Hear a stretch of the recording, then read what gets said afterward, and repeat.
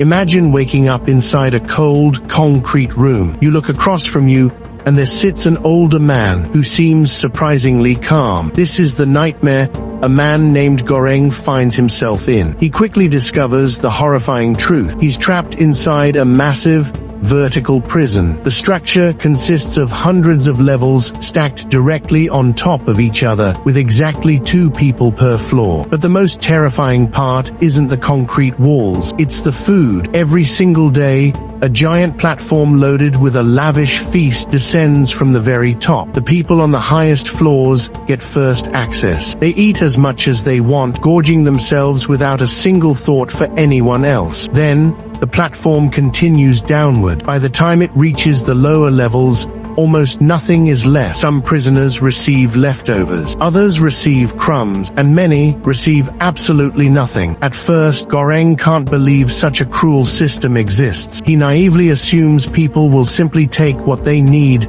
and leave enough for those below. But he soon realizes a heartbreaking reality. Human greed makes that impossible. The people at the top consume everything they can. They don't care about the people below because next month they might be down there with them. You see, every month, all prisoners are randomly reassigned to different floors. One month, you could be living comfortably near the top. The next, you could wake up hundreds of levels lower, facing literal starvation. Nobody knows where they'll end up, and that uncertainty is exactly what keeps the system running. As time passes, Goreng witnesses the terrible lengths desperate people will go to just to survive. The lower levels become breeding grounds for fear and hopelessness. Some prisoners lose their minds, others lose their humanity. The prison slowly transforms ordinary people into monsters. Then comes the first major twist. Goreng wakes up after a monthly reassignment and discovers he's now on a much lower floor. Suddenly,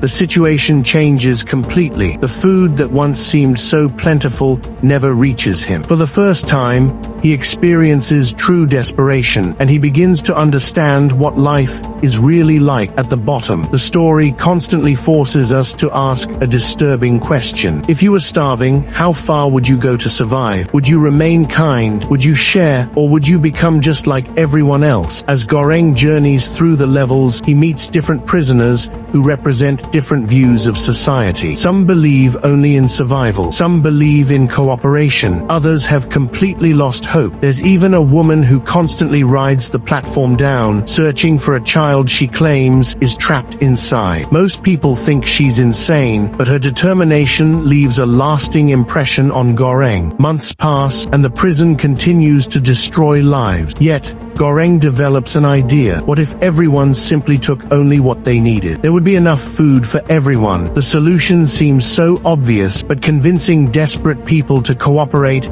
is far more difficult than it sounds. When prisoners reach the upper floors, they become selfish. When they land on the lower floors, they become victims. The cycle repeats endlessly. Eventually, Goreng meets a cellmate who shares his belief that the system can be challenged. Together, they hatch a dangerous plan. Instead of waiting for the platform, they decide to ride it downward. Their mission: ensure that food actually reaches the people at the bottom. At first, it feels impossible. The prison contains countless levels. Many prisoners refuse to cooperate, and others react with extreme violence. But Goreng refuses to give up. As the platform descends, he and his companion force people to share rather than hoard. Level after level, they push forward, but the journey becomes increasingly dangerous. The deeper they travel, the more the prison resembles a literal nightmare. Starvation has pushed people past their limits, and hope has almost entirely vanished. Still, Goreng believes that if they can just send a message to those controlling the prison, perhaps change is possible. But the mission takes a heavy toll. Physically and mentally,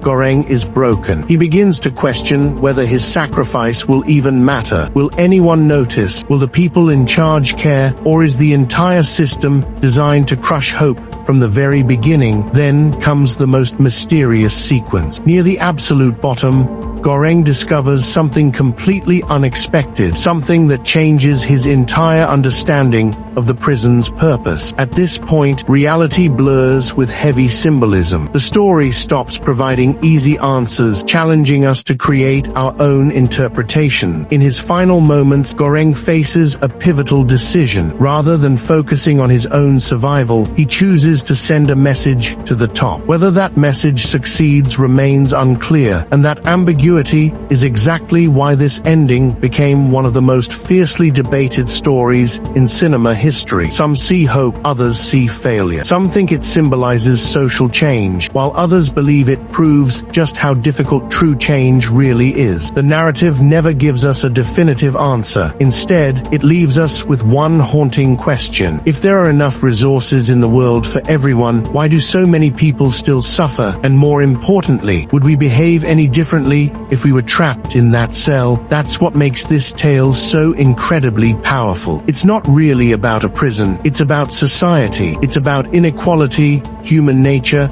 and the choices we make when survival is on the line. The Platform remains an unforgettable psychological thriller because its greatest horror isn't the fictional prison. It's the terrifying possibility that it reflects our real world more than we'd ever care to admit.